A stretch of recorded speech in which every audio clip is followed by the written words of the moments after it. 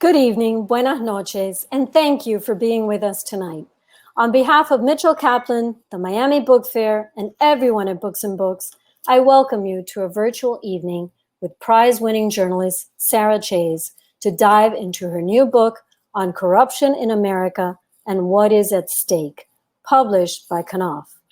Using her internationally recognized expertise on corruption in government networks throughout the world, On Corruption in America explores the political networks driving underhand principles forward, their manipulation of the law, and the many intricacies interlacing corrupt systems of our past, present, and future together in the United States. Nancy McLean, author of Democracy in Chains, raved, "If you want to save America, this might just be the most important book to read now." You can order On Corruption in America by pressing the green button below. It will take you to our website, and we will happily ship this book out to you immediately. Every purchase you make helps keep Books and Books in business, so thank you. Throughout this evening's broadcast, you're invited to ask questions by clicking the Ask a Question button at the bottom of the screen, and we'll get to some of the audience questions right after the talk. But now, to introduce our speakers this evening, we have a special surprise guest on hand. After finishing the primary in a virtual tie and moving on to a runoff, Daniela Levine Cava is closer than ever to breaking Miami-Dade's highest glass ceiling and becoming its first female mayor with a vision and a plan to get stuff done. Daniela is a great friend and supporter of Books and Books, and she has been a tireless advocate for Miami-Dade residents, businesses, and communities for 40 years. In 1999, Daniela led the community effort to establish the first ever living wage ordinance in Miami-Dade County, and since then, she's been a leader in community job creation and support for small businesses to grow and thrive. I'd like to welcome our friend, Daniela Levine Cava, to the stage. Great. Good. Well, I am excited. This is a first for me. Of course, I'm a lover of Books and Books and of Mitch Kaplan and the wonderful team, Christina. And this is a great honor and privilege. So as Christina mentioned, yesterday we had an election in Miami-Dade County, all of Florida, really. And it was a primary, and I was on the ballot for the county mayor position, and I did come out as one of the top two, and we're going to a runoff November 3rd. So when I saw that this book was on the agenda, it really spoke to me because I am in public office as a county commissioner here because I care so much about trust in government, and I know corruption has been so corrosive for people's trust. And I got into government after a many decade career in the community and community service to try to reform government so that people would feel that they could reach out, they could communicate, they could get information, and that decisions would be made in the best interests of the public and not for special interests. So that is very much my platform. I'm very eager to learn with this group. I have been looking at corruption across the world and the different levels of corruption, and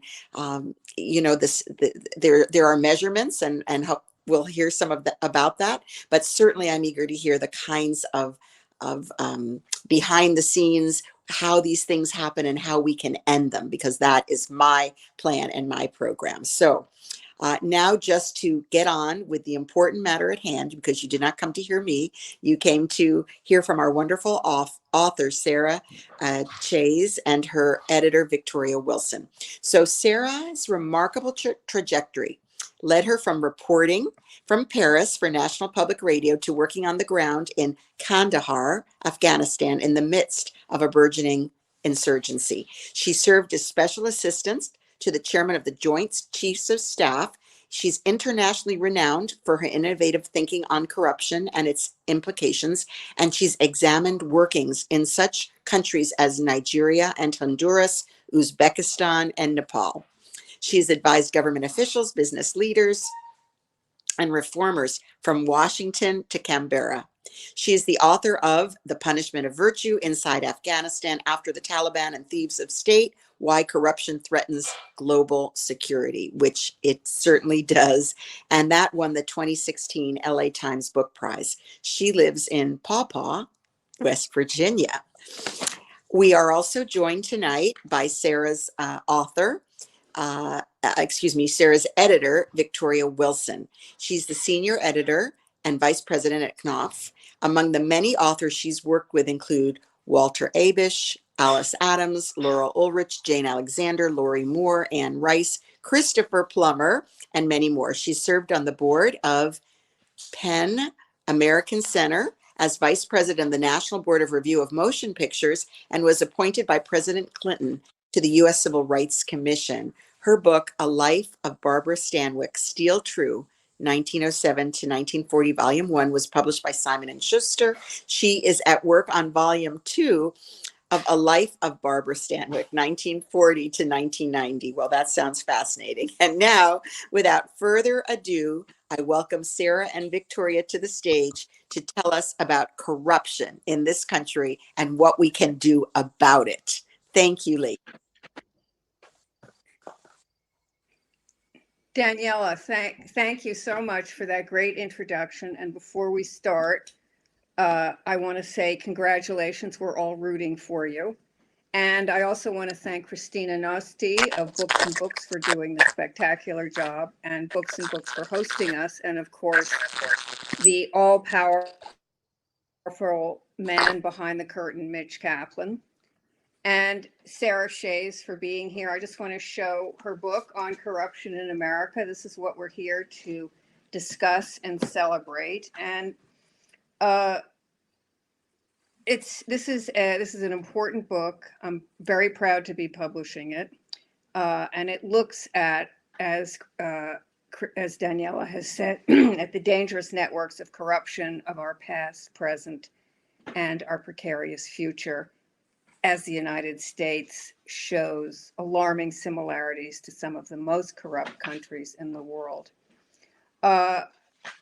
Sarah, why don't you start by, you say that corruption is like a bad virus, easy to get, hard to kill, which we're now experiencing on many levels. And in your book, you state that corruption leads to radicalization, conflict, and extremism. So why don't you define corruption as an operating system in the way in which you talk about it in the book? Yeah, thank you. And I love that question. I'd just like to pause and also thank, everyone you just thanked, but also everyone who is tuned in online. These are tough times. You all have a lot to do. It's complicated. And, a screen isn't necessarily the most agreeable way to take in a conversation like this. We all wish that we were in a room together, but we really appreciate your taking the time to join us tonight. And so, Vicki, thanks for that as an opening question, because I often get asked, corruption's always been around. Yeah, but there's a difference between corruption as the isolated acts of a couple or even a lot of venal individuals who got their fingers in the cookie jar, and in a situation where you have institutions that can curb that kind of behavior, and a situation where corruption, as you just put it, has become a kind of operating system. And what I mean by that is it is the governing mode of functioning, not of individuals, but of people who are wired together in a kind of network. And I know that word can sound a little bit wonky, but you can use other words. You can use a coalition, or you could say a clique, or some people say an oligarchy. I think network is or web is a useful metaphor, because these things are so flexible. They reach across, these networks reach across, binding together segments of our society that we too often see as kind of hermetically separated, like, for example, private and public sector. So, Americans can sit around for hours, and debate who's worse for your health, right? Business or government. what's diabolical about these networks is they weave business and government together, and they circulate their people from one sector to the other. And the members of the networks who are in public office, what their job is to repurpose, bend, distort the institutions and agencies in their control to serve not the public interest, which is the point of government, but rather to serve the network. And so they can either weaponize those agencies or institutions, they can pillage them, just loot them. And defense departments around the world are classics. Education departments, also health departments. This is absolutely typical in countries, again, from Honduras to Nigeria to Serbia to you name it, where those ministries tend to get, and again, that's where the network is so successful, because network members are in business, so they get the contracts. And I have to say, we see this today in the United States in the Department of Defense, not to mention some of the coronavirus contracts. If you can't pillage or weaponize an agency, if an agency really is built to defend the public interest, well, then the best thing you can do is hollow it out, right? Kind of break it, disable it. Let me just interrupt, because we're going to get to that later. Okay. And one of the things I want to ask you is, in Thieves of State, you write about how kleptocracies rule in Afghanistan and other countries, and how it provokes civil unrest as well as violent extremism. I also want to state that Sebastian Unger said about Thieves of State, I can't imagine a more important book for our time, and Tom Friedman called it required reading. Why don't you talk a little bit about what you saw? I mean, you were in Kandahar for a long time. You set up a whole life there and a business. So why don't you describe a little bit, before we get to America, of what you saw in Kandahar when you were there, and the business you set up and how it worked? So the first really important thing is, I did not go there to think about corruption. That was not my objective, right? I mean, it was after 9/11 and there was a war and the country was really devastated. And I wanted to just participate in rebuilding this country, because it was clear to me that ordinary Afghans had not committed 9/11, right? They had not committed the terrorist attacks. And they, in a way, were sort of caught in the middle in this story. And so I went to help rebuild this shattered country. But it was Afghans who brought the issue of corruption to me. And very quickly, within 2, 3, 4 years, I mean, they were beside themselves. They could not interact with a government official without being shaken down. And it was interesting, because people say, oh, Afghans, they don't want to be governed. And I'm like, that's not the experience I had. Afghans knew exactly how a government, what a government is for. They wanted a government. That's why they wanted the United States there, is because they thought we had a good government and we could help them build one. And instead, what they found was that the government that we were supporting was shaking them down every time they turned around. And so what they started to say, as the Taliban began re-infiltrating, I mean, I was in the middle, as Daniela said, I was in the middle of the insurgency as it reignited. There were days or weeks when something went off every day. And so as the Taliban were reinserting themselves into the area, my cooperative members and the farmers we were buying our raw materials from they were saying, look, we don't know which way to turn. We're like a person standing on 2 watermelons, they said, and it's like, or what they would say is, the Taliban, shake us down at night, and the government shakes us down in the daytime. Or the Taliban hit us. I mean, you'd have old elders slapping themselves in the face, saying the Taliban hit us on this cheek and the government hits us on that cheek. And so what I learned there was that was what drove people back into the arms of the Taliban. It was not some abstract idea of ideology or Western culture. Here I was, a Western female living in downtown Kandahar, and I lived to tell the tale, right? The issue was not culture. The issue had to do with the role that was seen that the United States was playing in reinforcing and enabling the corruption of the Afghan government. And so then what I did, and that's what led to Thieves of State, is I started asking, well, is that an Afghan thing? Or is this a regular feature? And I started traveling to other countries. But you know, at a certain point you described to me, I mean, you mentioned in that book, Thieves of State, how there was the warlord governor of Kandahar and his family. What's his name? Gil Shirzai. Exactly. Yeah. Okay, and the point is that his family made, who were all in different positions of power of various sorts, created a network of corruption. That's exactly right.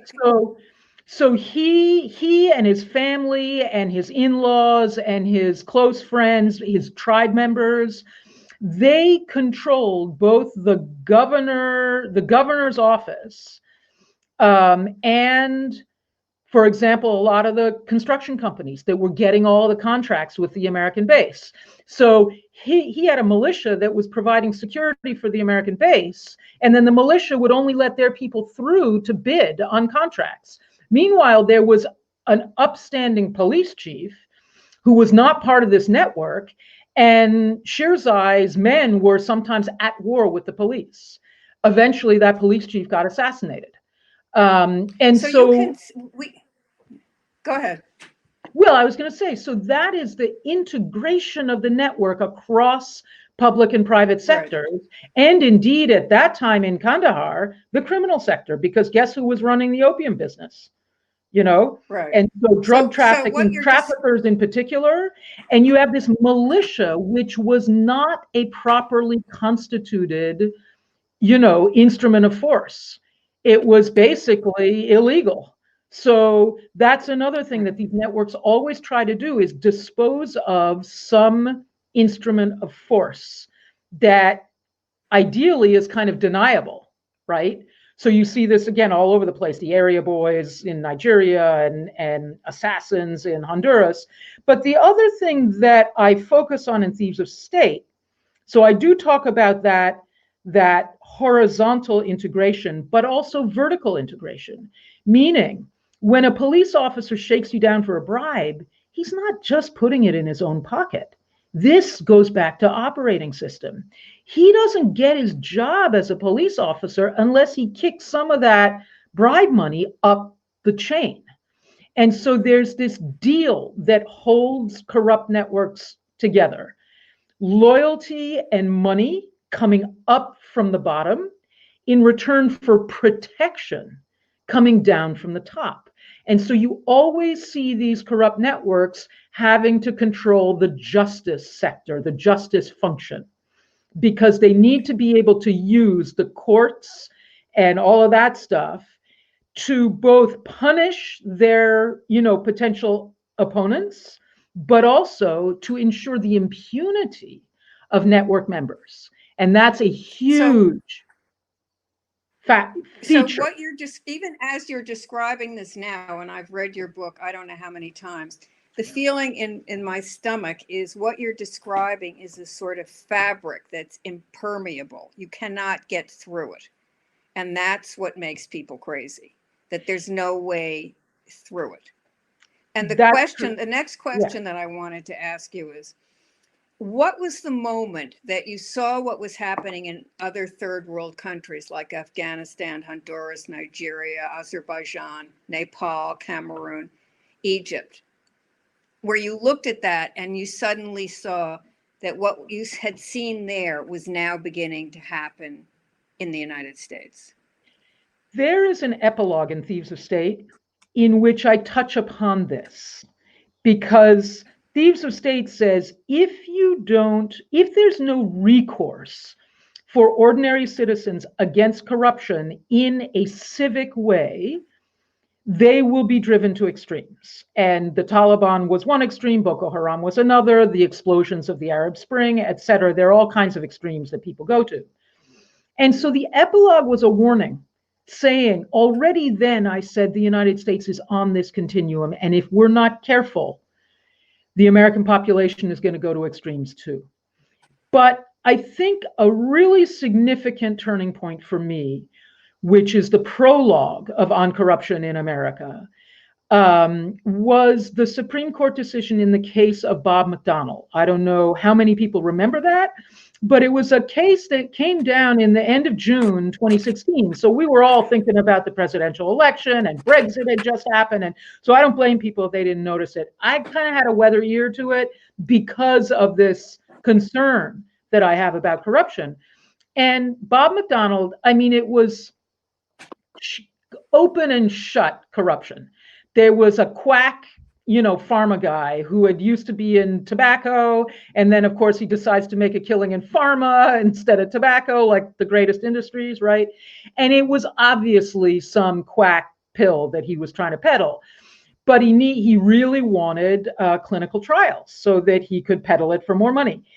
And so he starts giving stuff to McDonnell when he was a candidate for governor, and McDonnell won. And then McDonnell starts leveraging the Virginia state institutions, the Department of Education, even the trying to get this pill listed for public servant, for Virginia employees, state employees, so that they could get reimbursements on it, doing whatever he could to help this guy. And I mean, the case was beautiful. Like, the guy would call up saying, with an offer of a loan, and 5 minutes later, McDonnell would pick up the phone and call the head of the Department of Education. Like, you couldn't. So he gets convicted, federal corruption charges. That is a unanimous decision of a jury of his peers, right? Decision upheld on appeal, unanimous Court of Appeals. The Supreme Court overturns that decision. That in itself was not such a surprise. I mean, that can happen. That was a surprise to me. Really? What killed me was 8-0. 8-0. Not a single justice understood the danger that corruption posed to the United States. And not only that, the opinion written by the Chief Justice actively poo-poos corruption as an issue. Oh, it's not our place to get embroiled in the tawdry details of Rolexes and Ferraris. Rather, says Justice, what's really important was the overreach of the prosecution. In other words, he was stating that the United States was more at risk from efforts to prevent corruption than it was at risk from corruption itself. And my hair stood on it. But wait a minute, Sarah. At the base of that is, it's not just, okay, they didn't understand corruption. It's that corruption wasn't significant. It wasn't, I mean, that a public servant would not be held accountable, which is one of the major things when there's no redress. One of the major points you make in this book. People go crazy when there's no redress. Exactly. But you see, it seemed to me that the court was saying it wasn't important. Exactly. It isn't that they didn't understand it. They just were accepting You're exactly right. You're exactly right. They were poo-pooing it. You're exactly right. And how wrong they were, because what proceeded to happen right then and there? You had a political explosion in this country. And I'm not saying these two are equivalent, but you had two maverick candidates that made corruption central to their campaigns, and they walked off with the majority of the electorate, the ones who bothered to vote, right? And, here you have the Supreme Court saying corruption doesn't matter, as you just pointed out, and corruption proceeded to upend the American political system. Now, I can imagine a number of people saying, yeah, but look at President Trump. He's even more corrupt than anything people might have been angry about. Well, you know what? The Taliban are not better than the government of, at the time of Hamid Karzai. And Boko Haram, I've got a lot of friends in northern Nigeria who applauded Boko Haram in the beginning. When people explode, when they do crazy things, they are not doing comparative politics, right? They're not picking like the marginally best brand of toothpaste. They want to blow it up. They want to blow it up. And so that's Well, what we got. This leads to my next question, which is, when you say acute corruption, you see acute corruption as tyranny, and that it can lead to responses that are as violent and extreme as overthrowing a monarchy or the French or an American Revolution. Yeah. Yeah. So in fact, let me pause you there. Talk a little bit about that. Yeah. And how people. Yeah. And the point is, again, this is more Thieves of State than on corruption, but I even went back to Martin Luther and discovered, you read the 95 Theses, it's really interesting. Like 3/4 of them are about corruption. That was an anti-corruption revolution. And I did something on corruption in America that I didn't dare do in Thieves of State. So one of the things this book does, which we haven't touched on yet, but it harks back to sacred stories. And it's really important because these sacred stories actually encode unbelievable wisdom about humanity and how our species interacts with the world, right? And so the thing that I did on corruption was go back to Jesus. So there are 2 lines. Right. I mean, if you talk about a revolution, Christianity was kind of a revolution. And often we sort of focus on the love thy neighbor and turn the other cheek. But there's a moment in the gospel, maybe the most dramatic moment in the whole gospel, when the Prince of Peace storms up the steps of the most magnificent building complex east of Rome, and he commits a violent act. He starts throwing the furniture around. He pours coins all over the floor, all over the marble flagstones. The sacrificial animals are bleeding and squawking, and he actually picks up, makes a whip and starts waving his whip around. I mean, it's amazing. If you think about it, it is the most dramatic thing that he did. Well, what was he on about? He was on about systemic corruption. It wasn't just money changing. It was that the whole temple had had glorified the pursuit of money above every other value, including the most sacred values, in such a way that ordinary people were excluded from their own communion. Because if they couldn't come up with the sacrificial animal, it wasn't an animal anymore, they had to come up with money, which a lot of them didn't have because they were growing crops. So they had to come up with money, sometimes mortgage their land. The money was then changed at a huge profit for the money changers. And this is happening in the most sacred space in the community, which, oh, by the way, if you think about it, was kind of like, first of all, looking at the archaeology, I was blown away. I mean, the thing was gold plated. It looked like, sorry to say, it looked kind of like Trump Tower, So you had Fort Knox, Wall Street, Washington, D.C., and you had a military base there. And that's what Jesus was going after. And that was a revolution. And interestingly, that's what got him killed. Because it wasn't until then that this kleptocratic network said, we got to kill this guy. But they couldn't do it then. And this is going to be a hint as we get into what we do about it. It was before that Jesus gathered together the entire community across all of the identity divides, right? He said, love thy neighbor. Doesn't matter what tribe you're from, doesn't matter what profession you're from, love thy neighbor. And then he gathers them on the shores of the Sea of Galilee and he breaks bread. He shares food. Well, that right there is the origins of human egalitarianism, which in itself is a revolution in the primate order. We don't have to go too deep into evolution here, but it's huge. Right, you go into that. Huge. But you do write about that a lot in the book. Yeah, and so the point is, right then, the power structure, the kleptocratic network could not kill him because he was surrounded by this cross-cutting, egalitarian cross-section of society, right? They had to start splitting up the society into different, identity groups, if you will, and coming up with a pretext to kill him. And so if you ask for dramatic revolutionary reactions to corruption, I can't think of a better one. Good, interesting. But that does sort of connect, that we'll come back to it. It does sort of connect to FDR saying the money changers have fled from their high seats in the temple. Yes, ma'am. Of our That's civilization. Exactly what he went back to.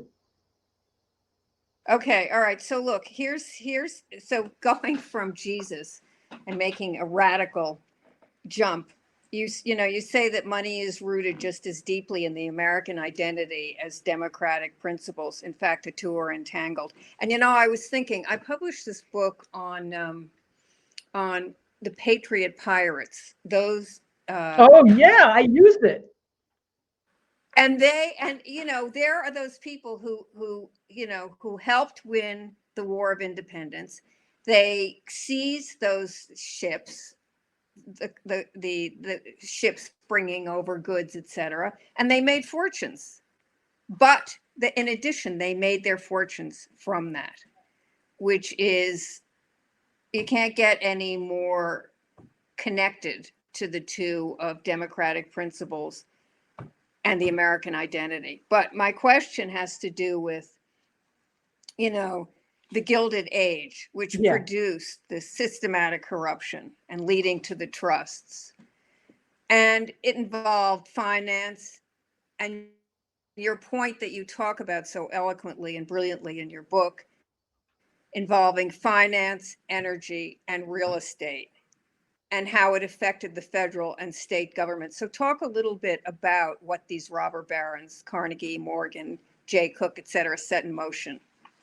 So as I said at the outset, there's a difference between corruption kind of as a low-level aberration that exists and gets slapped down by robust, institutions and by the general culture, and periods where sophisticated corruption networks have seized economic and political power.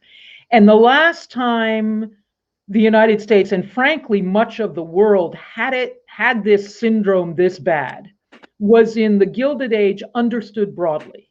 So I'm using basically 1870 to about the mid to late 1930s. And the first lesson for me that was pretty sobering was, not only was there no political party that was immune, there was no political system that was intrinsically immune. So you had the German Empire, you had the French Third Republic, you had, the constitutional monarchy in Great Britain, and you had the democracy in the United States, all fell for it. And these networks were transnational, just as they are today. And as you point out, they were led by these captains of industry and what's so-called. What's really interesting is, number one, you talked about trusts, and it went beyond trusts. It was vertically and horizontally integrated monopolies. So US Steel owned everything from the mines to the smelting plants to the railroads. And that meant that US Steel was able to bankrupt both miners and farmers, and not only corner the market and therefore be able to make its own pricing, but corner politics, right? I mean, monopoly is not just a threat to prices. It also provides inordinate political power, and it squeezes out innovation and small businesses like, Books and Books, and like the ones that Daniela has been supporting with her political career. Those are necessary both for innovation and for a real market where people have choice, and for oversight. Because you know what? If Books and Books is not stocking, let's say, Patriot Pirates, because we know they stock on corruption in America, I can come in and ask, would you mind stocking this book? Or if there's an employee who doesn't seem to care particularly about reading, well, I might be able to politely, point that out and say, this isn't really how I want my neighborhood bookstore to treat reading. So a healthy economy depends on a multitude of small businesses. And that's exactly what these trusts were trying to stamp out. And interestingly, anti-monopoly was one of the main rallying cries of the very persistent, dynamic, courageous, creative protest movements that extended throughout this 70-year-long period. And it's kind of interesting to me that we've almost forgotten monopoly as an issue, but we're not getting out of the corruption of our Not politics exactly. and economy without a serious effort on the monopoly concentration of business. I don't think, but Sarah, I don't think that monopoly vanished for a long, the sort of awareness, but we are all dealing with it now because of what's going on with Amazon, Facebook, Google, and all of that. Right. But we're forgetting Tyson, the huge agro businesses, the huge pharma companies. Now, when you say monopoly, everyone thinks tech. But talk to a farmer who has to raise chickens for Tyson's, Right. Right. So that's what these guys did. And what's interesting is a lot of them were, or a number of them were, plain old criminals to begin with, including J.P. Morgan. Right. And what they discovered was, you tell the story. For instance, let me just say, you tell a lot of great stories where you tell the story of the shell company of the Union Pacific involving Jay Cook. Right. That had robbed the government of about $40 to $50 million, which is equivalent today of $1 billion, after the collapse of the Austrian and German banks. And you talk about how J.P. Morgan, which you started to say, helped flip these carbines that he bought from the Army, that the Army had said were obsolete and defective, and he bought them for $3.50, retooled them and sold them back to the Army for $22 each. So these people are criminals. And the point is that they discovered that systemic corruption was a much less risky way of being a criminal than actually breaking laws. So as you point out, Jay Cook and Company, it was a gigantic scandal. But before that happened, they just kind of overreached a little bit. They were in tight. What they discovered was, if we get in really tight with the US Treasury Department, well, we can make a killing. And so before they overreached, they were making the same killing perfectly legally. And that's the situation we're in now, where, the networks are bending the instruments of power to serve themselves. And sometimes you get a Scott Pruitt who, steals some mattresses or something, and it looks pretty ridiculous, You've got insider trading, you've got self-dealing in flagrant violation, of law as well as norm. We're at the moment, there's a constitutional provision against corruption, which says you cannot accept gifts or items of any value from a foreign government or its agents. Well, I know, but none of the laws are being followed. But that's exactly right. You know what we have. I'm up against time. I have 1,000 more questions, so okay. I'm going to try and hit a few things that I want you to talk about, which is, you write a lot. It's the cover of the book, which is a Hydra-headed monster. And I think before I open it up, there's 3 things I want to get to. So let's quickly talk about the Hydra-headed monster. Huh? I said I'll try to be quick. Talk about, the Hydra-headed monster, because this to me is sort of the essence of the scariness of what you're writing about. Back to myth, right? We ignore myth at our peril. And I have found, I talk about Midas also, because Midas is the epitome of falling so in love with money that you convert everything of the most priceless, irreplaceable, intrinsic value on earth and in human endeavor, you convert it to metal, or today to zeros in bank accounts. That's the Midas disease. And what a systemically corrupt country is a country that's run by people sick with the Midas disease, okay? And that is going to destroy your country. So that's one myth. The Hydra is incredibly important because it is a multi-headed creature. You can get confused because if you look at the heads, you might think it's a whole bunch of different snakes. They're all acting independently. But if you look more carefully, you discover it's one body. So that is a metaphor for the network. Finally, the really diabolical thing about the Hydra is if you chop a head off, two more sprout. So too often when I've looked at anti-corruption explosions worldwide, not always, but almost always, they focus almost exclusively on the one individual at the top, be it Mubarak in Egypt or be it Park in South Korea, you name it.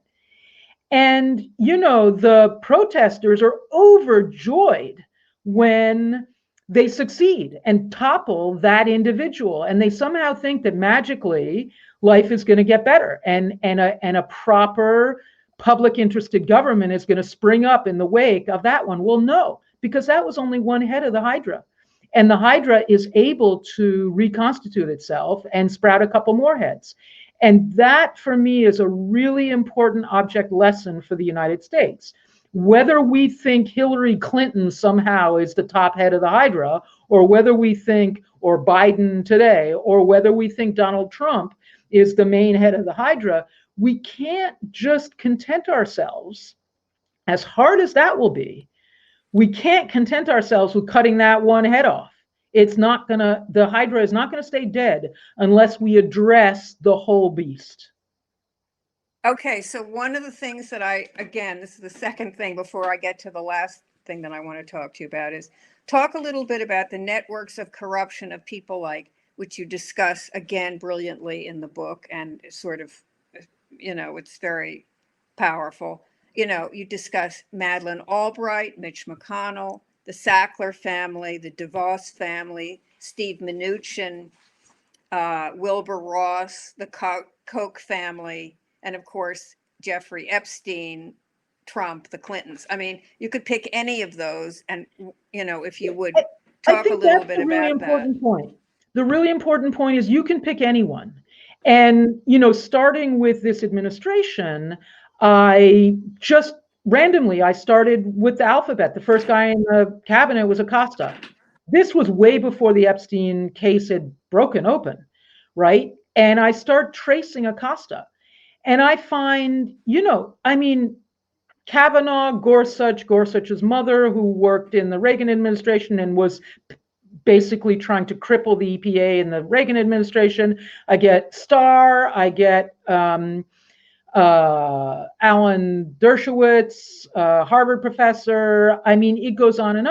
And then, and this was months before the case had broken open, I come on the Epstein case. And my hair stood on end. And I said, no, I can't put that in this book. Like, if I start going into sex trafficking, people are going to think I'm out of my mind, And then the thing broke open and we had to, we had a whole back and forth. And I can just tell people, Vicky and I got into it because Vicky is starting to send me links and all that. In the end, we cut it back somewhat because we were writing it in the heat of things. But this was random.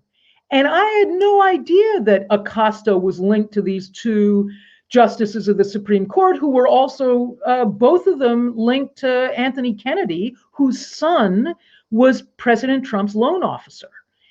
I couldn't believe it. All right, you take Mnuchin. And also, isn't that why Kennedy, because you do talk about the courts, and isn't that why Kennedy retired? Sure. I mean, I don't know that that's why, but, no, but I mean, because of the son's connection. That's right. That's right. I mean, the idea that Anthony Kennedy's son was President Trump's loan officer, are you kidding me? And then let's take Mnuchin. You scratch the surface of Mnuchin, and one of the first heads who pops up on the network diagram, because that's another kind of metaphor I use, is George Soros. I'm like, what? Let's take Madeleine Albright. You scratch her surface and you get Donnelly, who's the head of the US Chamber of Commerce, which is allied with the Koch network in instrumental, in basically retooling our government to serve the very largest corporations. So the key point about these network maps is as soon as you start scratching them, you see that they cross even the political boundary very easily. While both sides at the top are busy activating us to hate people on the other side of the political divide, right? So they've got us very successfully divided against ourselves so that we can't constitute the kind of cross-cutting coalition that Jesus put together, to take them on. That's the only way we're going to be able to take them on. Well, I mean, look, we're witnessing right now as the sort of essence of democracy, the dismantling of the U.S., the attempt to dismantle the U.S. post office, which, is what you talk about starving these government institutions in plain sight, such as, Department of State, EPA, NIH, CDC. And we're witnessing this, though people have stood up and said, no, that is not going to happen. Across the political divide, they stood up. I was reading. Pardon me? I said across the political divide, they stood up.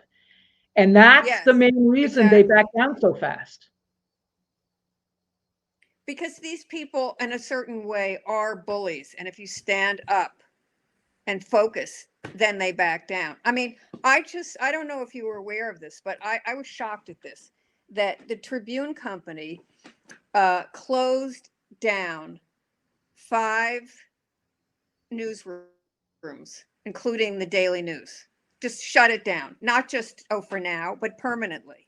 Okay, the Daily News, the Tribune, I said, well, who owns the Tribune Company? Because the Tribune Company is now owned by a company called Nexstar Media, which is the largest owner of it's the largest owner of television stations in the United States, owning and operating a total of 197 television stations in 114 markets, they are affiliated with the major networks.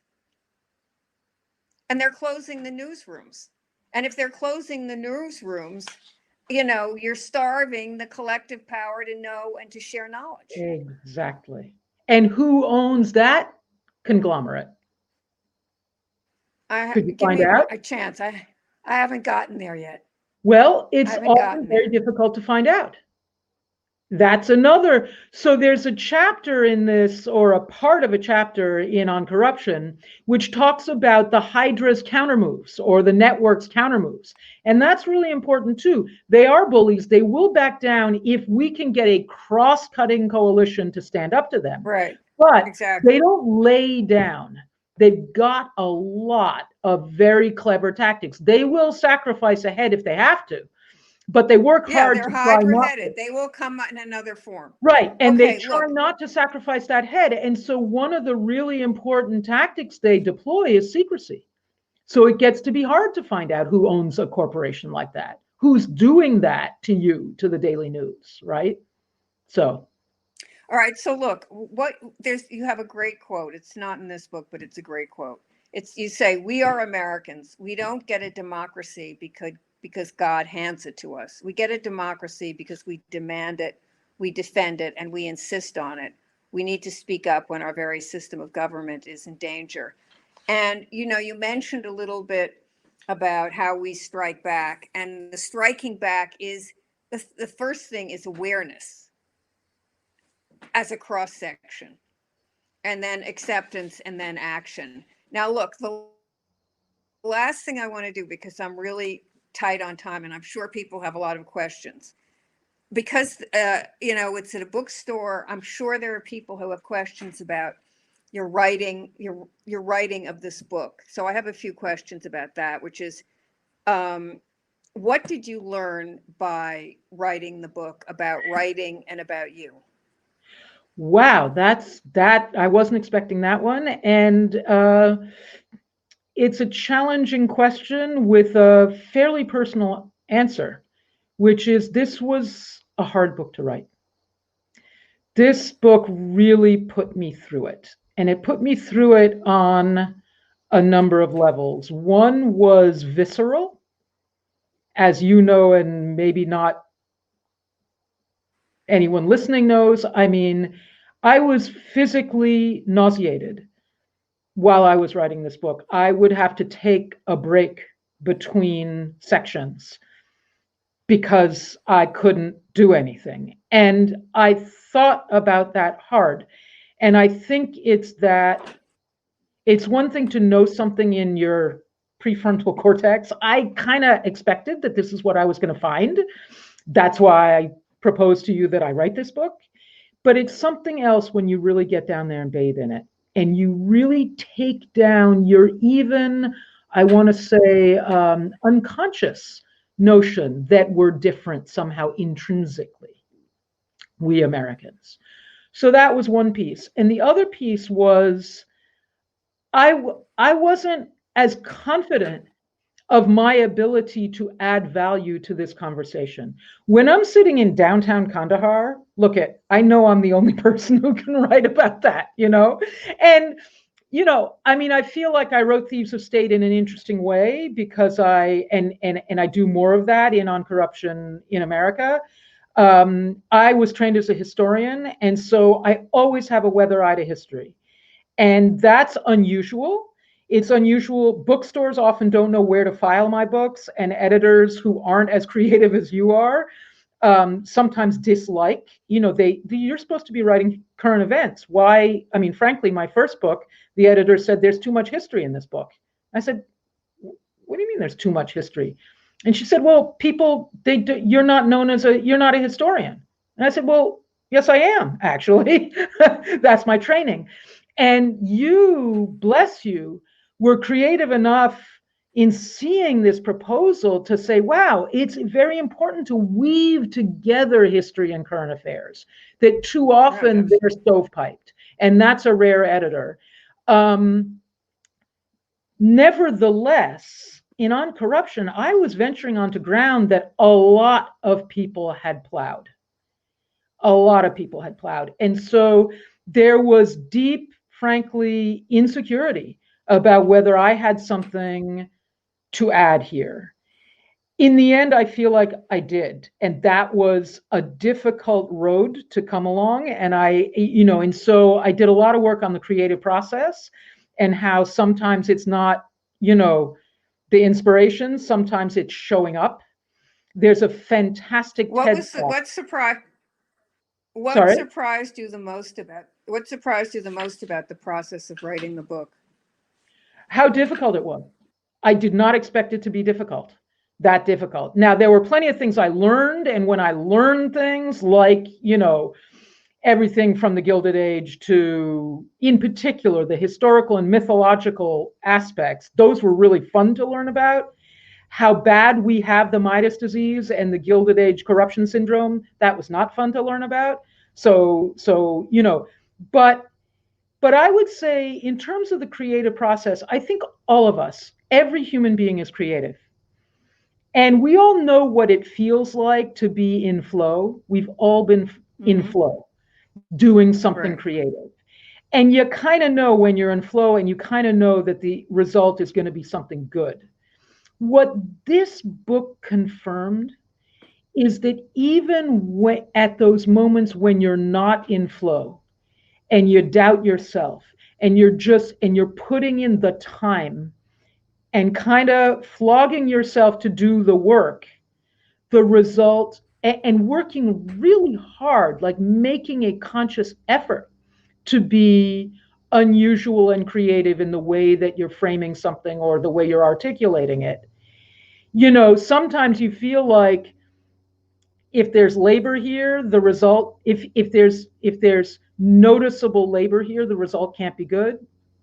Not true. I mean, at the end of this, and I don't want to sound self-congratulatory, but I'm proud to have my name on this book. I think this book is one that I can hold my head up having written, and that I can genuinely encourage people to read. And I'm pretty tough on myself, and I wouldn't say that if I didn't think it was the case. And so for me, it was a huge lesson about the creative process, that sometimes even when it's painful, you can come out. And I guess birth is sort of like that. Like, birth is no fun. Yeah. But what comes out can be a really glorious creature that takes on a life of its own. And that's what I hope this book is going to prove to be. Because for me, this book has work to do in the world. And that's what matters. What matters is conversations like these, which I really wish I could have in person. But this book is meant to start something, and I hope it can. And I think it will. And we have just a few minutes. Are there, if anybody has questions, please? There is a question I see there. Yeah. Okay. Going back to Afghanistan, is tackling corruption almost a lost cause given the concentration of power among former warlords and President Ghani's inability to form a cohesive government? You know what? I would NATO and rather US give that one a miss. You're welcome to write me that question. You can find That's a why I've been contact asking. button on sarahchayes.org, but this book is not about Afghanistan. So I'd rather give that one a pass and talk about this book. You know what? I'm going to pass on both of these because the second one is about the U.S. defense industry as a result of No, I would corrupt like to culture. take that one if you don't mind. Okay. What do you think will All right. happen What do to you the think US? will happen? So the question is, what do you think will happen to the U.S. defense industry as a result of its corrupt culture? Can it possibly get worse? If so, why? And that is from Anais Leichtling. Thank you for your Same question. person. Same person. And so the answer Oh, you're right. It is. the answer to that, I mean, I'm not good at predicting, but let me say that there is a chapter segment on the defense industry. It's where I go through all of the powers of government that the Hydra has captured. And so the one that I focus on, that I connect to the defense industry, is the power of the purse. Because the defense industry is the government, I want to say, institution that is most obviously serving as a revenue stream for the Hydra by way of grossly inflated budgets on both procurement, both hardware and personnel. And it's a caricature. I mean, I've seen this again all over the world. That's why the Nigerian government or the Nigerian army had such a terrible time against Boko Haram, because it had been completely hollowed out, because the networks, the corrupt networks, were just pillaging the Defense Department. So we have a $730 billion defense budget. Just sit with that for a second. You know, what are we, 200 million people in the United States? And half of that money is going to a handful of companies that are repeat offenders in terms of violating federal law. And yet they're still getting the contracts. So again, let's talk about the fraud that George Floyd, for example, was suspected of, that maybe he was passing off a fake $20 bill, and for that he lost his life.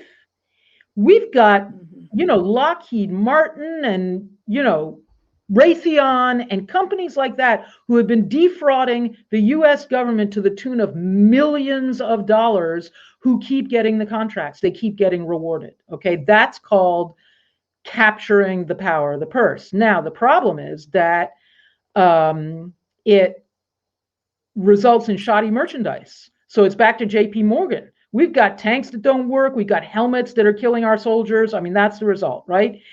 And then what's the argument that's made? The argument is, of course, security. So what wouldn't we do to stay safe? And we get tricked into turning a blind eye to this because of the security argument.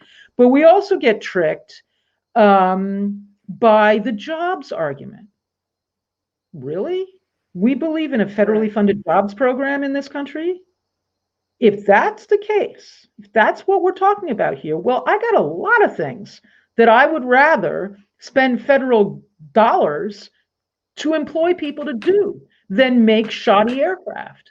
So I'm really glad you asked that question because, again, the prognosis is we have to get this into control. And that means we all have to get up there and demand it. I don't hear a lot of American citizens demanding that the defense budget be cut in half and that, $350 billion gets spent on a civilian conservation corps. Well, at this point, there's so much that we are coping with and trying to arrest literally and figuratively that, the Defense Department is small potatoes. But look, I just want to say, I'm holding up Sarah's book. I just want to say again, the book shows on corruption in America. It's about how corrupt systems are organized, how they enforce the rules so their crimes are covered legally, how they operate, their patterns, how they are overlooked and downplayed, shrugged off with a roll of the eyes, as we just did about the Defense Department, by the richer and better educated, how they become an overt principle determining the shape of our government, and how we write off their lethal, insidious effects, how their effects are written off on all levels of society. Sarah, I want to thank you for this conversation and corruption in America and what is at stake. Buy it, read it, and let it change the way you see what's going on around us. So thank you very much. I'd just like to put in 2 words of farewell myself and say that, again, thanks to Vicki, it's not just a book that helps you understand what we're up against. It's also a book that at the end provides some very concrete things that we can all do, both collectively, banding together, and individually. And the point there is that all of us are required here. We all have to be part of the solution. And that's not a terrible thing. Like, that's not an awful burden. It's a blessing. There's room for all of us. None of us has to do it all. All of us are needed. And that means all of our talents, all of our quirks, all of our preferences, they're all called for. And guess what? We can make it fun. We can make it a celebration. And so, yes, buy the book and let's stand together and let's do this because it's our society. We have to claim it back. Thank you all for being here tonight. Thank you, Sarah. Thank you for your labor in writing the book. We're proud to sell this book. Thank you, Vicki, for your excellent editing. You obviously have a wonderful, very, wonderful relationship, a great understanding of one another. It was great to have you on tonight. I look forward to seeing you in real life soon. And I thank you again. And thanks to all of our viewers who are watching from everywhere. Stay safe, be well, and we'll see you the next time. Thank you again.